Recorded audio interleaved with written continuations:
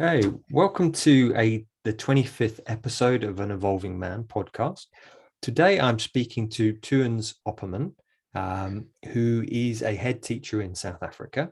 Theuns set up the Teach conferences, which supports teacher development in 2012. He has also been a teacher for over 20 years and has worked in boarding schools and now works as a principal in a secondary school in Johannesburg. Welcome, Theuns. Thank you, Piers. Great to be here. Well, thank you for agreeing to come and speak. I reached out to Theuns about a week ago.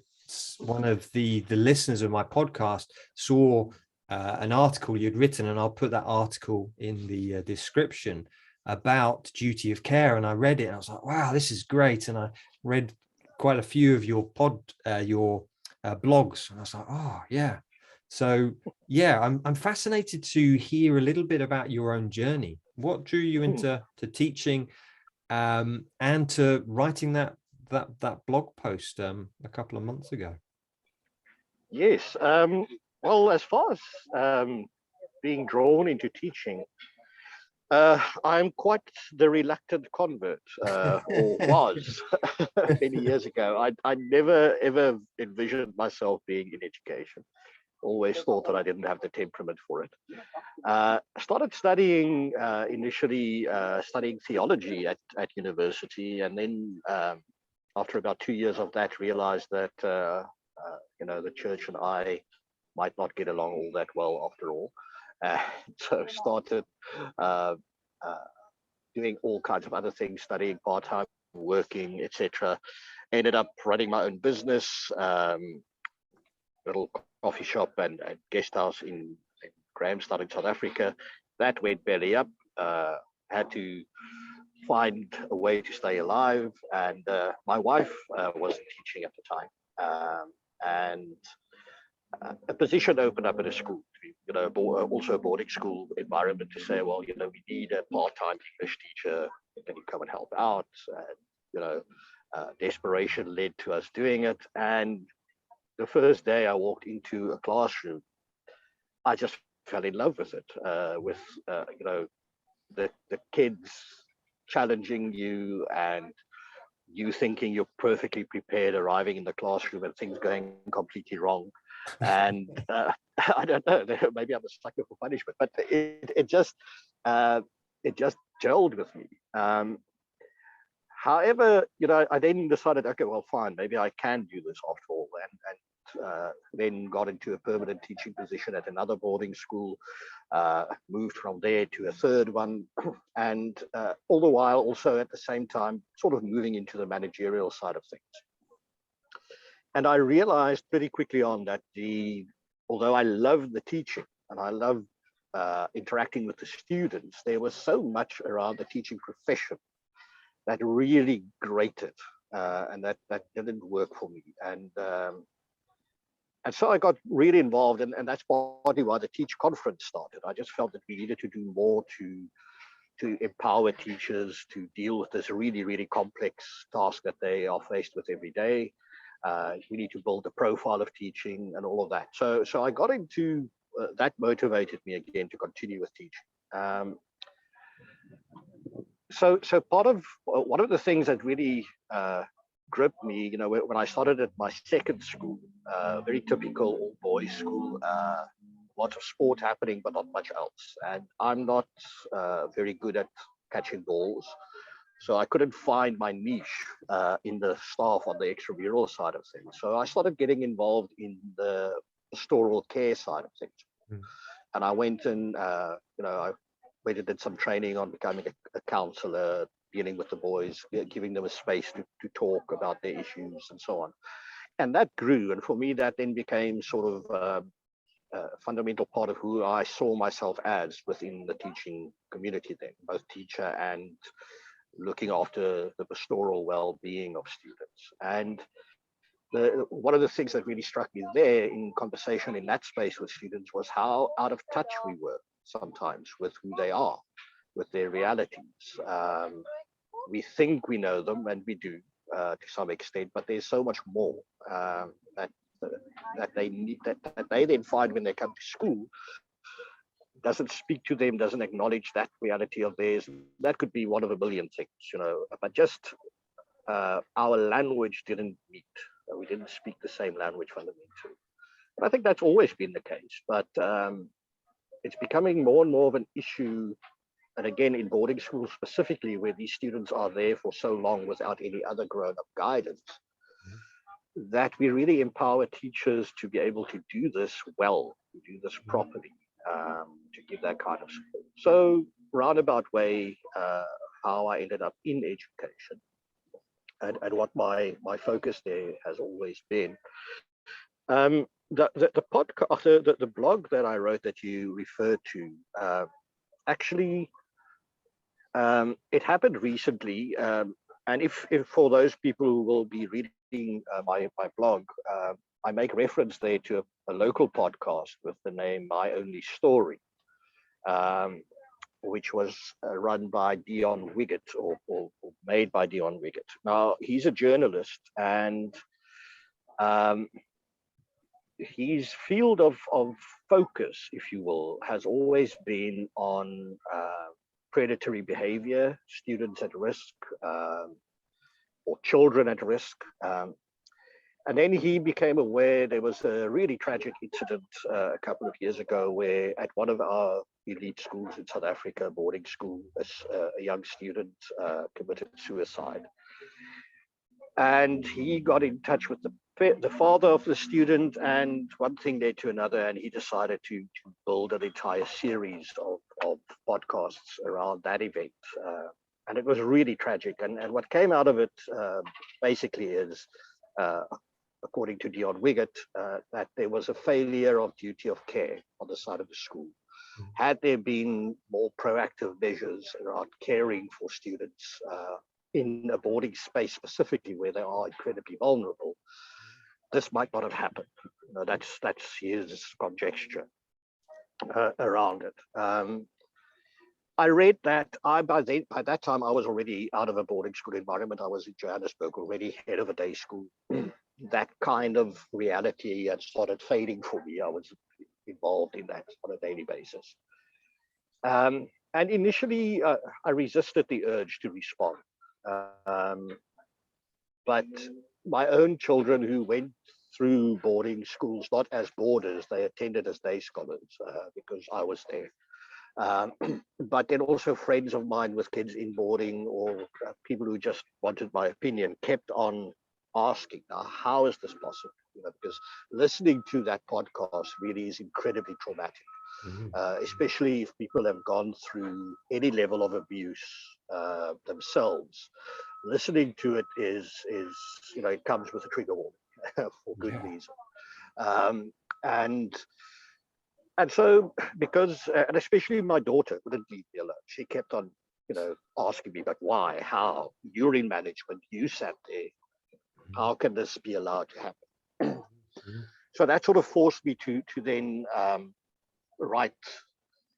I have, as you say, I have my own blog that I sometimes post to when I have the time and the energy. So I decided, okay, I'll go in this direction. It's not something that I've ever addressed before. It's not something that I'm specialist on. I'm more into pedagogy and instruction, the actual nuts and bolts of teaching, rather than, even though I'm very interested in the pastoral care, I'm no specialist. But I think the final push for me was the fact that, as my daughter said, you sat there in the management meetings of a similar school. We know that similar things happen at all of these schools. This is not just a once-off. How do you guys speak to each other? How do you build systems or change them? And that basically was the impetus behind me then putting my thoughts to paper or on the website. Thank you for your courage in speaking up, and I'd like to just thank your daughter as well. Yeah,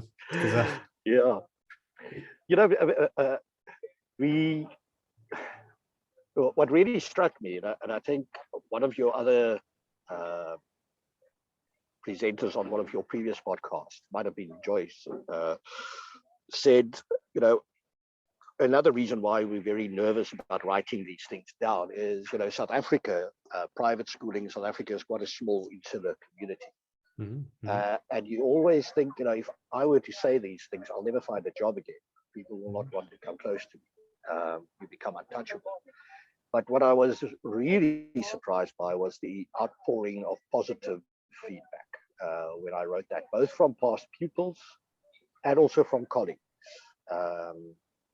So maybe the time is also right, that people feel that, we've reached a certain point in our culture, our development, that we can start saying these things.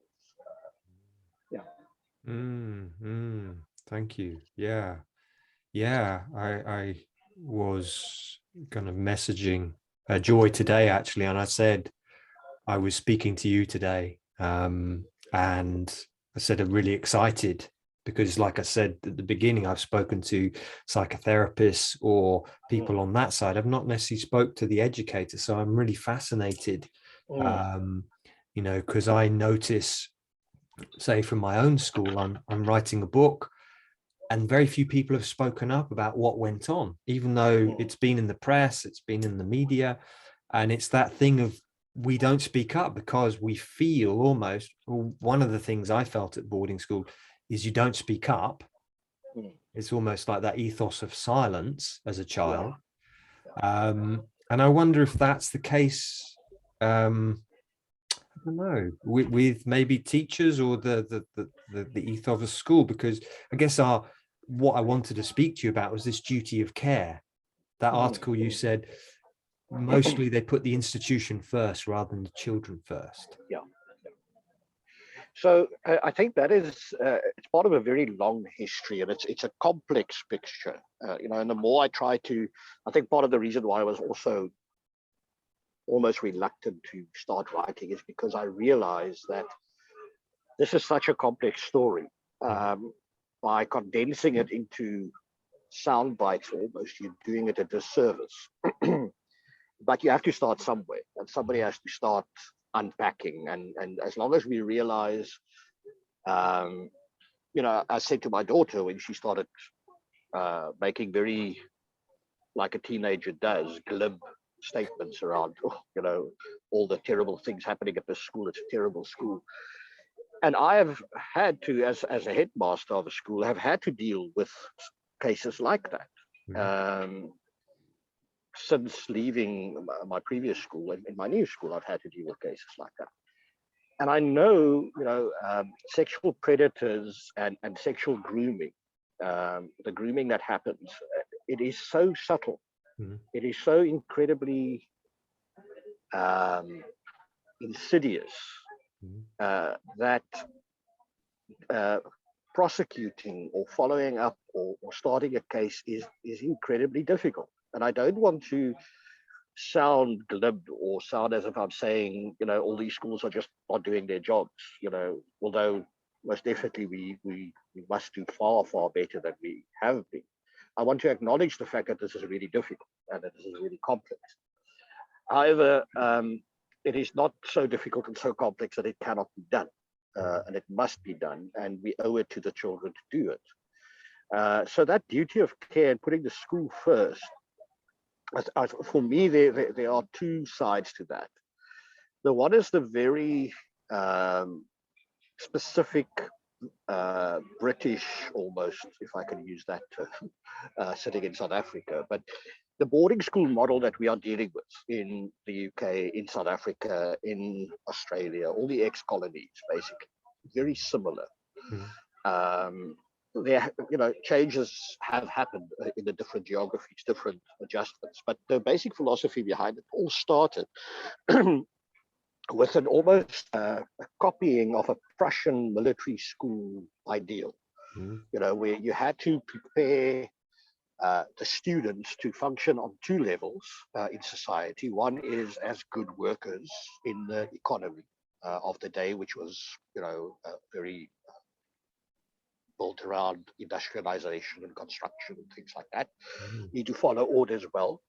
And the other was a military, there was a military context to it too. We need to make sure that should war break out, these students won't challenge authority; they will follow orders. And so you have that basic military underpinning, even though today it's almost invisible in most schools because we haven't been to war for a while. But that need has disappeared to a large extent. But the systems underpinning that, in boarding schools specifically, those are still there. And today, mostly enforced by the students themselves, not so much by the teachers. Most modern day schools, if you go into the school during the day, will look pretty modern, up to date. But at night, when you go into boarding, when you have the students running the show, that old military system of absolute authority and hierarchy being enforced by any way possible, those are still there. So that's one part of it is, the soldier is in service to the regiment. The regiment is not there for the soldier. And if you have that underlying principle, then you can understand why schools, to some extent, why we've never seen schools as being first and foremost there to serve the needs of the student. They're there to serve the needs of the school itself and the society that it serves. And the student must fit in with that. So that's the one fundamental. The other one is, in the last 50 odd years, and even before then, I speak from a South African context. These schools in South Africa mostly started as church schools, supported by, funded by the church. But then over time, the churches became poorer themselves, and the schools became their own entities financially. But in so doing, they became businesses. And in order for the business to survive, you need to protect the image. So you start selling, you have a massive marketing machine attached to every school, and they sell this idea of perfection to parents out there and to old boys. Let's remember, let's never forget old boys and old girls in these schools. The buck often stops there. They decide how much change we will tolerate or how little. They decide this head is doing a good job or not. This head is threatening our heritage or not. So the head is appointed to be the protector of the heritage, the image of the school, first and foremost. It's a business. Now, having said that, I'm not saying again that these heads are all cynical businessmen. I would like to believe that all of them went into the job for the right reasons. But you become, number one, you become part of the business model of the school. You need to protect that, and that is what your council or board or whatever will hold you accountable for, first and foremost, is that. And so on two levels, you need to then get rid of dissent. Number one is because of that underlying old military idea of, kid is actually here to serve the school or to be formed by the school. The school is not here to serve the child. That's the fundamental. And then the other one is, if this child rocks the boat anymore, or the parents, bad press will arise, and how do we sell our perfect image if that happens? So those two things, I think, are really fundamental to why we see schools not being more proactive in dealing with these individual cases of students either being abused or not fitting in, or the model not serving them. It's because, for those two reasons, we're not there, number one, to serve the child. And in my blog, I did say that at the end. I know this is hard to hear, but if anybody in a leadership position in a school has ever been in a position where they had to make that choice, and you choose for the school and not for the individual, that's what you have done. And we have to be honest about that. We have to face that one and find a way around. Mm-hmm. And I loved what you said, in your blog, just about that if you because it's almost like the abuse cases, when the institution is most important, the abuse cases fall through the gaps. Whereas when the child is most important, that doesn't happen. Yeah. Or it could still happen. When you deal with a lot of children confined to a boarding school space, it's always going to be fraught with tension. It's to be expected.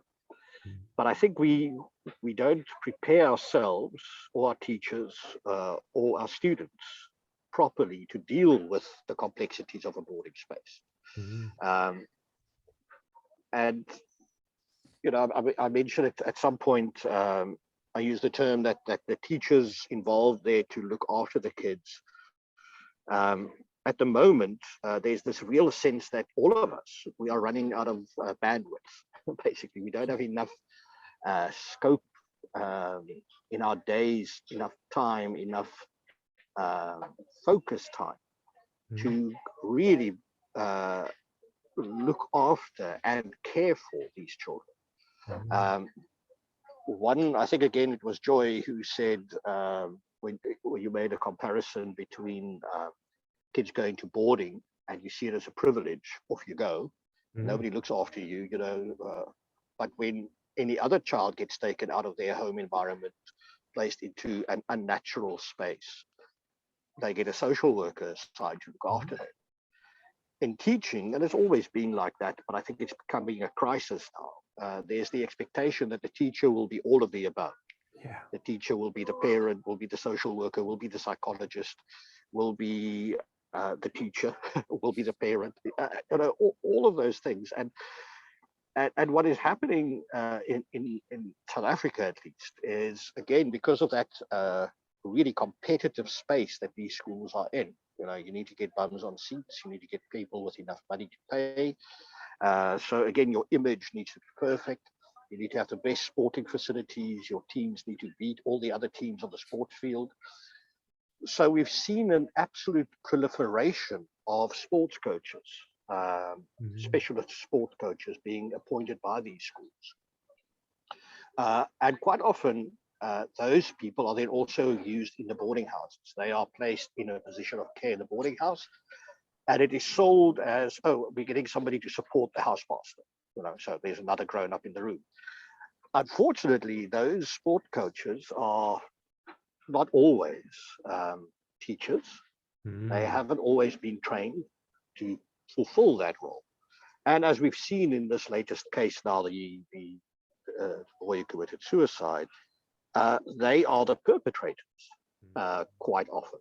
And again, before I continue, I'm not making a blanket statement here about all sports coaches, but the unqualified people we sometimes put into boarding.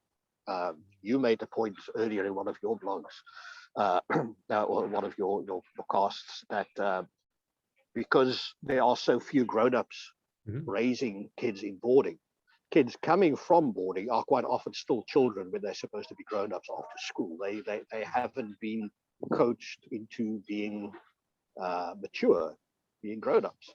Now we put them straight back into boarding, those same in years grown up, but psychologically, emotionally, definitely not. And instead of becoming a support to the housemaster, they sometimes become part of the problem. And again, so schools need to acknowledge this and coach these people, train them, screen them properly, make sure that they're up to the task. Thank you. So is that our solution to these? Is it that we somehow set up, education? How do we prepare these teachers for this? It is, I think that is absolutely crucial. Our teacher training, and again, teacher training is also an ever-evolving space. But in my experience, when I did my own teacher training, there was almost zero focus on the pastoral care. It's made very clear that you're expected to provide pastoral care. You must be prepared to take this on when you're going to teach, but nobody really coaches you in how to do that.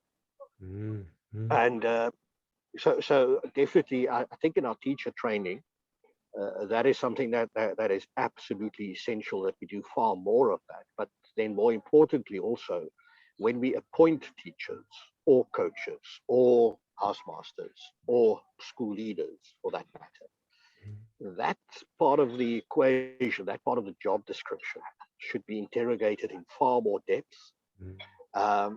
And the support provided to those teachers and coaches and housemasters, we need to really up our game there tremendously to consciously coach that part of the deal.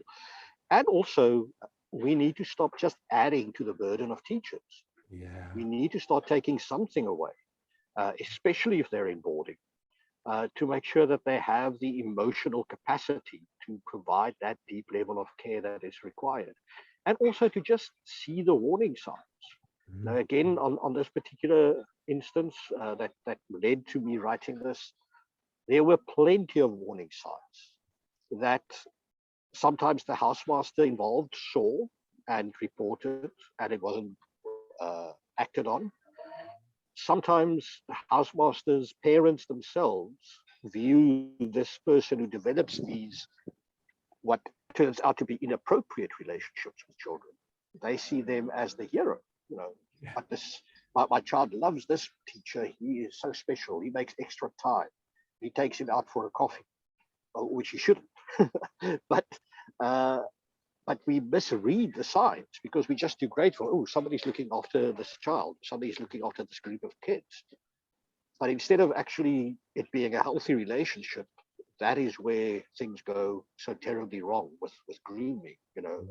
And Mm. grooming, again, it's something that we should all be specialists in. If you're a teacher, if you work in a boarding environment, you need to be so well trained and sensitized to grooming. And that doesn't exist in a curriculum anywhere, as far as I know. Mm, mm, mm. Yeah, I saw you write about that, you know, the importance of teaching people about, you know, what is sexual grooming. I Mm, mean, mm, I think it was Alex Renton in his book Stiff Upper Lip, he talks about that often when there is someone who is being sexually groomed, there's someone who's being sexually abused. So it's kind of the mm. within by that same teacher. And Yes. what also shocked me as well is often we will speak up if we're being physically abused, but we don't speak up, his research showed, if we've been sexually abused. Yeah. Um, Yeah. and so No. if we as teachers or elders can spot that and go, "Ooh, that's not appropriate." Yeah. And yeah. Yeah. Look at it's people quite often nowadays. People say, "But this never used to happen in the past. Where does this come from now?" And I mean that's absolute nonsense. It Yeah. happened. It's always been there. The Mm, only reason why we see a little bit more of it now is because of social media and more people mm, speaking up, being given a platform to mention these things. I mean, mm, I was in high school, and this was a day school. It wasn't even a boarding school, but I was in high school in the early '80s, mm, late mm, '70s, and you know, I had a teacher who mm, tried to groom me and get me into inappropriate positions, places, and he was well respected in the school community, and nobody would have believed me had I said anything at the time. But also, I didn't. It was that I can only speak about it now. I'm mm, 54, but mm. uh, yeah, you hide that, the shame that goes with it, and so on. Mm, mm. Yeah, thank you. Thank you. I had the same thing at my school.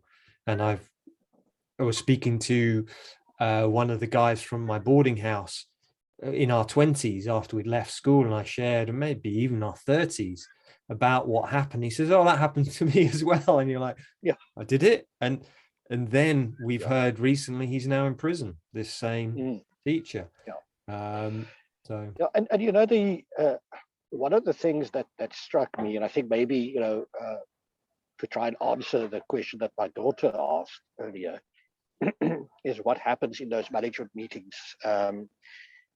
When I first went into a management position in a boarding school space, Now, I didn't go to boarding school myself. I went to day schools when I was in school, but I spent 2 years as a conscript in the South African military, the bad old days when that still happened. So I have my barracks experience, if you will, from being a conscript. But then going into boarding school, and for the first time sitting in one of those meetings and just realizing, but this is not normal, the way that we are managing the lives of these children and the expectations that we have of them and how they should be 24/7 is not normal. So I asked the question in the meeting, mistakenly, saying, but you do realize that this is not the normal way of living. This is not how people live out there. And, that's where the silencing then starts, is everybody looks at you as if you're the crazy one. Because they all came through that, and many of them from that same school. They went to that school, they went to university, they went back to that school. They bought into that boarding model. They lived through it, accepted it for whatever reason, and now perpetuate it. And then when you come from the outside and you say, but hang on a little bit, what's going on here? You are just that. You're the outsider. You don't understand. You don't get this. And that's how you get silenced. Yeah. Actually, you get it totally. It's just they don't get it. Yeah. Wow. And how did you deal with that? Seeing that, because I think you mentioned in the blog post this idea that about breaking down the children, and you questioned someone about this. Yeah. So that one again was my experience at one of the end of year dinners for one of the boarding houses. And that was actually the student leader of the boarding house who used those very words in his speech. Said, this is what we do. And, as I said earlier, when you challenge schools on this now, they will always deny it. They will say, no, but we don't. This is definitely not who we are. We don't do that anymore. And here, now this was when this must have been about, where are we now, 2021? This must have been about 2015. 2015, this matric boy, grade 12 boy, stood up in front of all the parents and teachers and students there and used those very words. We break you down to turn you into, and he used the name of the boarding house. And after that, I wrote a letter to the school leadership and said, but hang on a minute, you claim to say that this is not happening. Here, this boy last night in the dinner used those very words, and you all stood up and applauded him. Don't you think there's a problem here? And again, I was just like, no, you don't get it. You don't understand. This is just how it works in the boarding house. But I mean, there it was. It's so many words. And then if you then make the connections to things that did happen later on, where more abuse came out, the whole idea of, on a Wednesday night you get beatings, and if the under 16s didn't perform as well as they should have, they take out their frustrations on the under 14s. It happens. It happens all the time, but there's an absolute denial that the culture needs to be fundamentally disassembled and reassembled. And that is where there's always the brakes come on. No. You're reading too much into this. You're overreacting. Yeah. Thank you. And I was speaking to this guy that I was at school with a couple of weeks ago, and I was just sharing. I mean, I don't know if I've got it here, but my diary from my school, aged 11, and we were talking about stuff, and in it, I kind of noted all the times I talk about being beaten. Oh, I got beatings by the third form. Oh, I got hit around the side of the head. I've got this big bruise, or, I got kicked. I've got a bruise on my leg. And I couldn't remember that. And when I read it to him, he was like, God, I'd totally forgotten. And it's almost like we have this disassociation. And I spoke up about my book recently, and somebody commented and saying, oh, you should be grateful. And it was quite, aggressive. And I spoke to someone who knew them at school, and they said they hated it. They cried. They hated being at boarding school. So it's almost like we forget. Yeah. Look, I think it's a basic survival mechanism. When you go into studies around trauma and how humans deal with trauma, is we do block these things out. Yeah. You do forget. But also, I think part of then after a while trying to justify your own experiences, trying to say, but the whole world can't be this bad. Is it really that bad? You start romanticizing your own experiences, even the bad ones sometimes. Yeah. Yeah. And I think that is the most powerful mechanism by which we perpetuate unjust practices, is we all end up romanticizing it to some extent, to say to ourselves, because no human being can survive 5 years of just negative. I don't think so. I think we would all commit suicide or something like that if that was the case. So we have to, as another part of the survival mechanism, make light of what you experience. And I experienced that in the military, in my 2 years in the military, is that even very traumatic experiences that are really where you feel yourself on the verge of dying because of the stress that you're under. You get out of that immediate danger, and half an hour later, you start making light of it. And I think it's, I don't know if it's a male characteristic to do that. As I said, I'm not an expert on this, but to me, that explains to a large extent why many men who go through military service, regardless of the trauma that they experience, you put them around a table in a restaurant or a bar, and within 10 minutes, they're all laughing heartily about all the fun they had.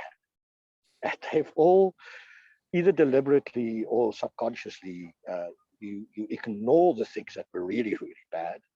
You make fun of the things that weren't quite so bad. And the rest, I think it's all part of that survival mechanism. And I think that's why you have quite often sitting around a management table in these schools, good people. They're not bad people. They're not there because they want to punish children or anything like that. They are there for very sincere reasons. But they all suffer from this collective amnesia and collective romanticization almost of what they had been through. And then they all want to say, but I survived, I was okay. No, actually, you're not okay. you're just hiding. And now you are perpetuating a system that should not be perpetuated. And I speak about the layers of experience in a boarding house. I think most people can relate to it. And that is, yes, there are those few individuals for whom a boarding house is a fantastic space. They fit in. They are the sports stars mostly, because that's how you earn your stripes, basically, is excel physically. Or then what we have seen happen is there's a little bit more room around the table now if you are really gifted in anything, but you must be gifted, in something. And then you are tolerated and allowed to be yourself to some extent.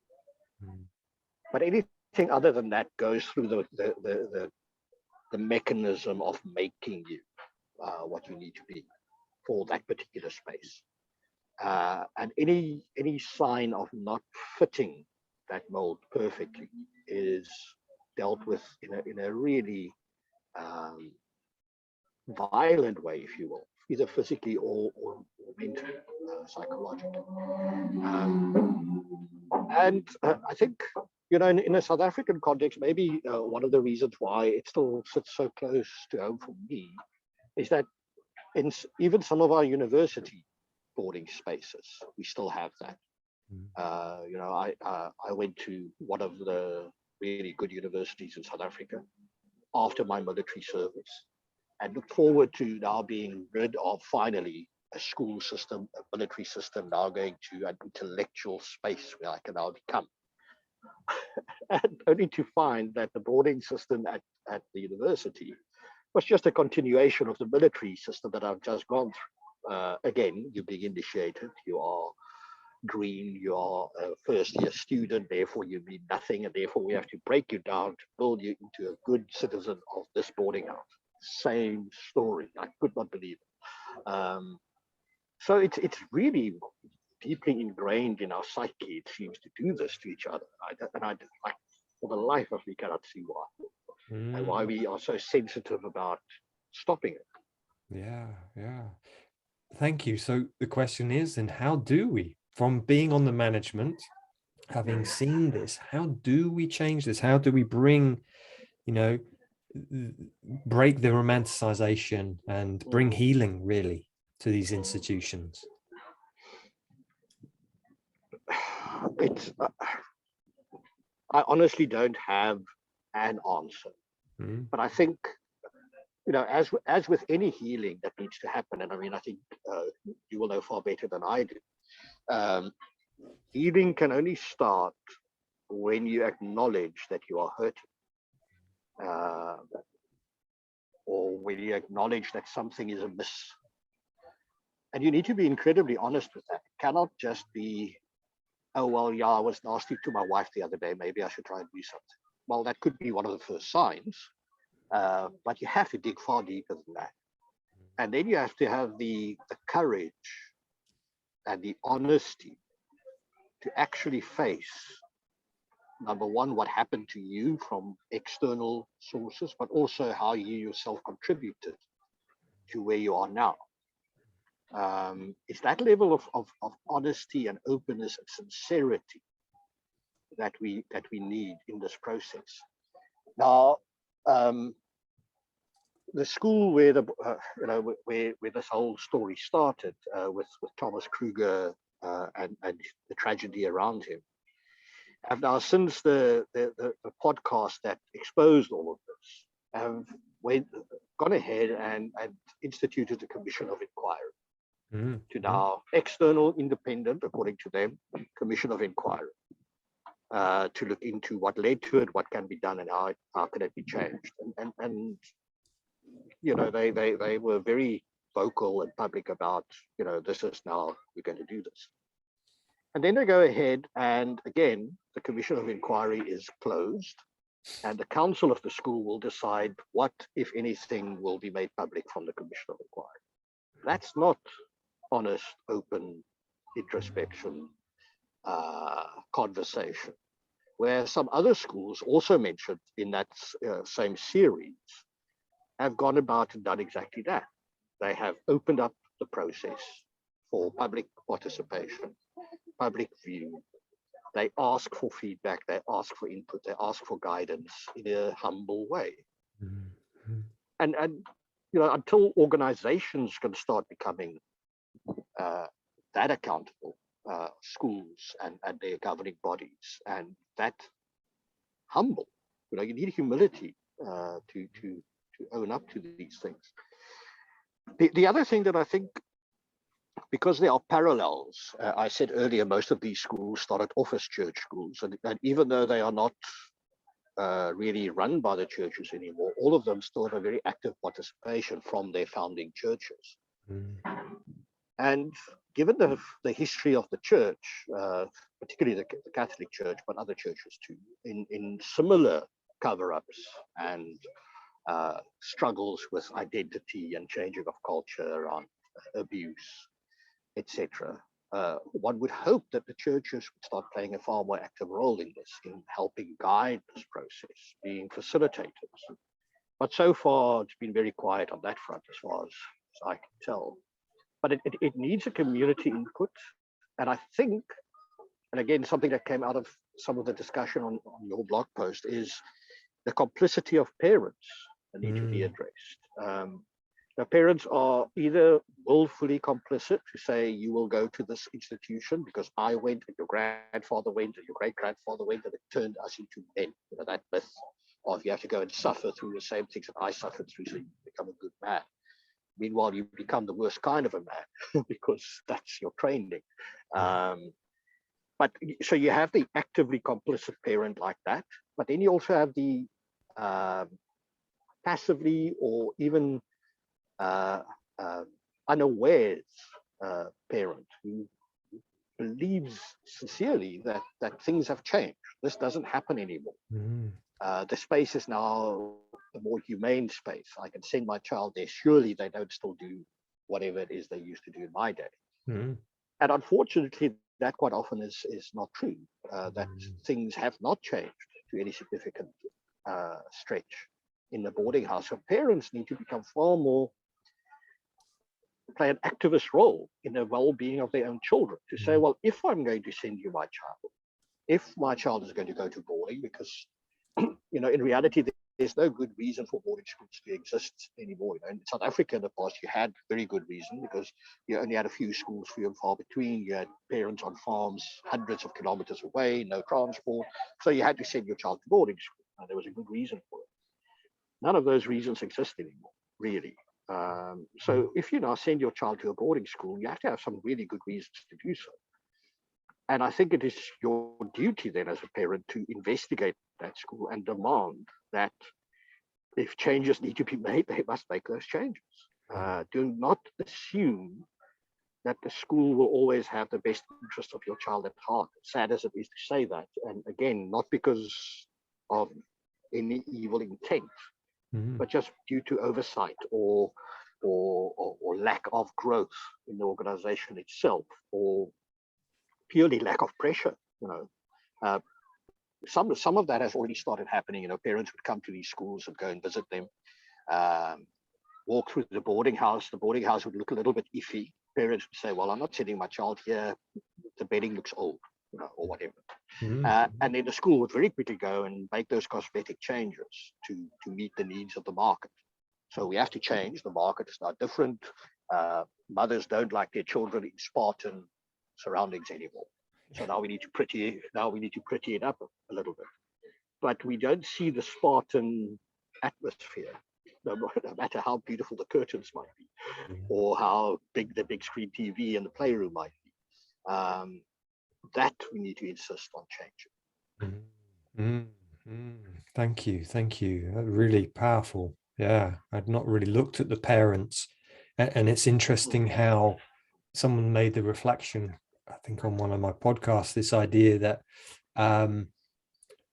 if you say to someone, would you leave your child with strangers, they'd say, well, no, not even for an afternoon. And yet the culture is we leave essentially our children with complete strangers in these schools. We've never met them. But having said that, I do believe that parents should be able to trust schools in that way. I mean, how else will schools function? It's not wrong of parents to expect that schools will look after their children well. That's perfectly within their rights and what they should do. However, we need to make very sure that when we leave our children there, the kind of culture, for want of a better word, or atmosphere or life that we leave them to is what we think they are getting, that is actually what they're getting. Over and above just, being able to make the assumption that my child will not be abused, very basic one, but that my child will actually be cared for in the real sense of the word, not, just kept alive, but cared for. I'm paying good money. You say that you are going to create a home-like environment. We all say that for my child. What does your home look like? Does that align to my ideas on what a home should look like? Now, again, you can't replicate 100% a private home environment in a boarding space. Are not unrealistic. But there should be certain non-negotiables about the way that we speak to people, the way that we discipline, etc. That should be non-negotiables for parents, and they should demand that is the case. They should monitor that as much as they monitor the physical space. I think we should really become far more proactive. Yeah. So it's almost like I hear from boarding schools, you've got the physical well-being, mental well-being, but it's almost like the emotional well-being needs to be in there. We need to have EQ, emotional intelligence. Oh, yes. And it seems like that's not, we get a sense that it's changed, but maybe, especially with something like Everyone's Invited, this big website which came out a couple of years ago, and people were putting up in the UK and across the world just what was going on in these schools and about the sexual abuse between, it's like peer on peer. So it was like it was still happening, even though Oh maybe yes. the teacher, that wasn't happening so much, the teacher abuse. So I'm hearing emotional and maybe spiritual well-being as well. Yeah. Look, I think all those things that parents rightly, as I said, they should be able to take these things for granted. But I don't think we can until we've made very sure that it is actually the case, that we are really comfortable with what actually happens behind closed doors every day, Yeah. and not just assume that it will be right. We need to put the pressure on, even if it's then as cold as just being a consumer, to say, well, I'm paying for it. Get it right. But I mean, it should be a far more, schools are spaces of cultural growth, spaces of emotional. I mean, if it's a boarding school, it should be a home, and it should have the positive connotation of home that it's meant to have, that one of nurturing and of kindness and of warmth. Um, it has to be replicated somehow. Um, Otherwise, we are not serving the kid, we're serving the school again, and we're forcing the kid into a straitjacket that's going to, help us sell an image. Thank you. Thank you. Yeah. Yeah. Kind of seeing pictures of how we could change this. And I'd love to almost, continue this conversation on one level it's like, well, how do we start changing these institutions? Because for me, these institutions create the leaders of the countries and of the institutions. So it's like, it almost feels like it's so important that we get this right. Yeah. And I mean, there has been, we've seen some literature over the last few years come out about exactly the deficit in leadership that we have, because we draw so many of our leaders from these schools, with their deficit in modeling positive leadership, positive, even positive masculinity, if you want to talk about that one. Yeah. And you have these leaders come out of there because they learn to play a specific game in that space. And it's one where you present yourself as something. Sometimes it aligns with who you really are, sometimes it doesn't. But you play a game, it's a power game that you play. And yes, okay, one can say politics is exactly that. But that doesn't mean we need to perpetuate a negative role model in it. We can work on changing that, and we should. And that is, many of these leaders are completely out of their depth then when you put them on the spot about this. If we were to have, I don't know, let's say Boris Johnson on this conversation, I don't know what his response would be to all of this, because they are not equipped to talk about this. They've never been equipped to deal with this kind of introspection about impact of homeliness or lack thereof, for want of a better word. And that is why we are deficient in leadership, deficient in our humanness, I suppose, and we could be so much better. Yeah. So I'm almost hearing it'd be great, these schools, to have classes on leadership, classes on emotional intelligence. To also, one of the visions I have is, whether that be old boys or old girls, or just volunteers going into these schools, who've been vetted, to sit in circle, give them the space to model what is it to be a benevolent adult, to listen to these children, and to give them. And for the teachers, not just for the children, for the teachers there too. Of course. Because the teachers need to model this on a daily basis. In order for the children to so it becomes part of what they breathe in every day, is a specific way of being. Not just something that some weirdo from outside comes to teach us every so often, which is how it can sometimes be perceived. Again, you place it in a box of otherness. It shouldn't be other. It should be normal. It should be part of what we do.